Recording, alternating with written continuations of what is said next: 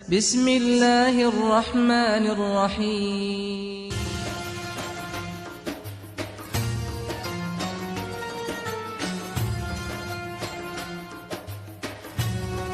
لا حول ولا قوة الا باللہ العلی العظیم۔ اعوذ باللہ من الشیطان الرجیم۔ بسم اللہ الرحمن الرحیم۔ الحمد للہ رب العالمین والصلاة والسلام علی اشرف الانبیاء والمرسلین وآلہ الطیبین الطاہرین المعصومین المظلومین۔ اما بعد فقد قال رسول اللہ صلی اللہ علیہ وآلہ وسلم: الحسن والحسین سیدہ شباب اہل الجنہ۔ ناظرین محترم، السلام علیکم ورحمۃ اللہ وبرکاتہ۔ اسعد اللہ ایامنا وایامکم۔ سب سے پہلے آپ حضرت کی خدمت میں امام حسن علیہ السلام کی ولادت کے موقع پر تبریک و تہنیت عرض کرتے ہیں، اور آپ سب کی طرف سے اور اپنی طرف سے وقت کے امام زمانہ عجل اللہ تعالیٰ فرجہ شریف کی خدمت میں بھی تبریک و تہنیت عرض کرتے ہیں۔ واقعاً بہت ہی خوشی کا دن ہے، بہت ہی مسرت کا دن ہے، اور کیوں نہ ہو، اس لیے کہ اس دن رحمت للعالمین خوش ہوئے ہیں، سید النساء العالمین خوش ہوئی ہیں، اور خود طالب کل طالب غالب کل غالب علی ابن ابی طالب کی ذات مسرور ہوئی ہے۔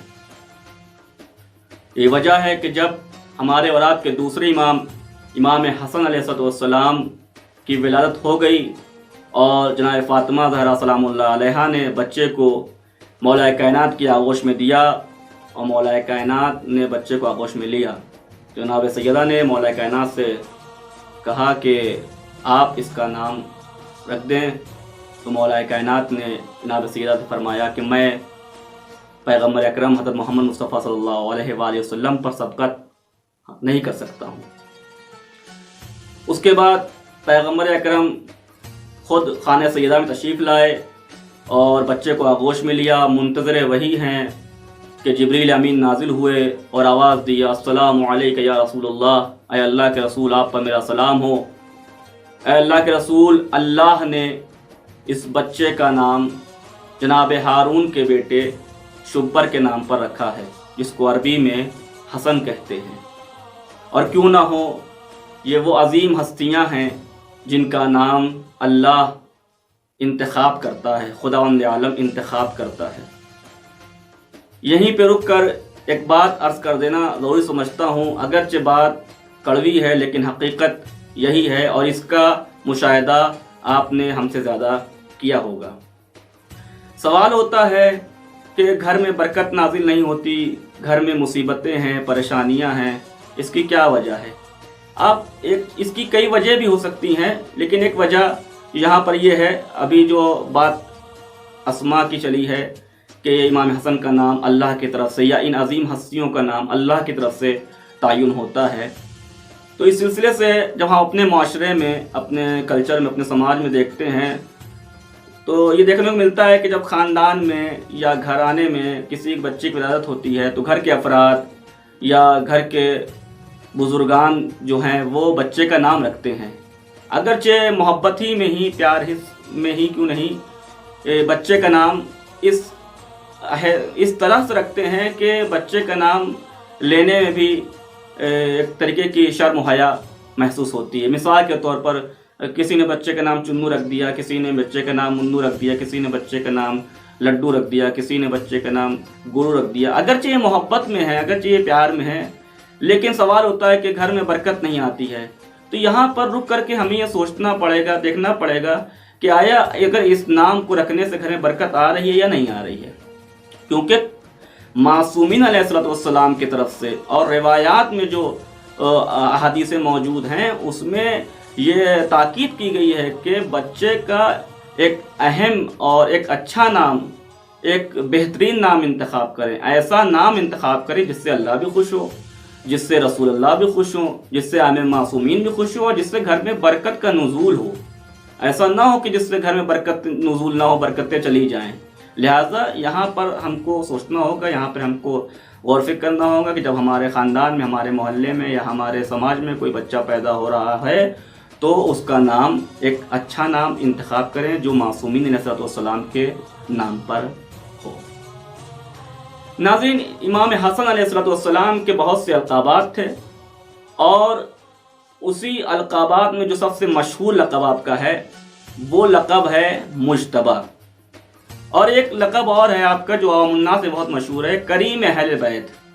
اور یہ لقب آپ کا آپ کے کرم کی وجہ سے مشہور ہوا کہ آپ واقعاً بہت کریم تھے، اور یوں تو ہمارے تمام انبیاء، تمام ائمہ کریم تھے اور ان کے اندر یہ صفت پائی جاتی تھی، لیکن آپ کو کریم اہل بیت کے لقب سے نوازا گیا۔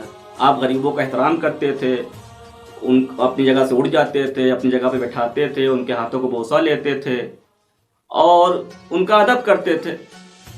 جب کسی نے پوچھا کہ یا ابن رسول اللہ، آپ کے دروازے پر کوئی بھی فقیر آتا ہے تو وہ خالی ہاتھ واپس نہیں جاتا ہے، مایوس ہو کر نہیں جاتا ہے، ایسا کیوں ہے؟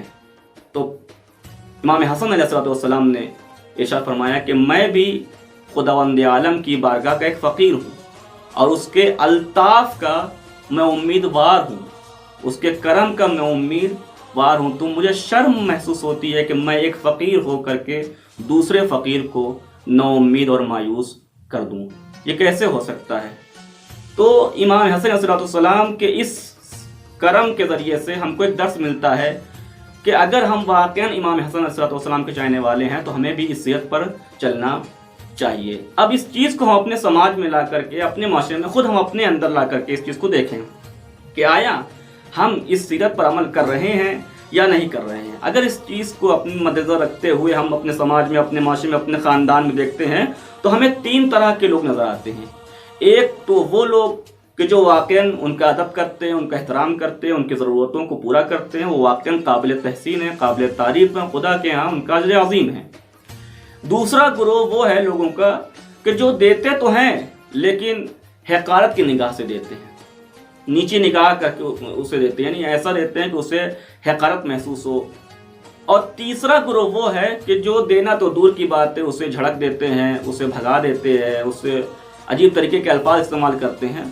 تو خداوند عالم ان دونوں گروہ کی ہدایت کرے۔ واقعاً ہمیں یہاں پر سوچنا پڑے گا کہ ہم صرف زبانی شیعہ نہ رہیں، زبانی امام حسن کے ماننے والے نہ رہیں، بلکہ ہم اپنے فعل کے ذریعے سے، اپنے عمل کے ذریعے سے، اپنے کردار کے ذریعے سے، اپنے اخلاق کے ذریعے سے ہم سماج والوں کو بتائیں کہ ہم امام حسن علیہ السلام کے ماننے والے ہیں، ہم اہل بیت کے ماننے والے ہیں۔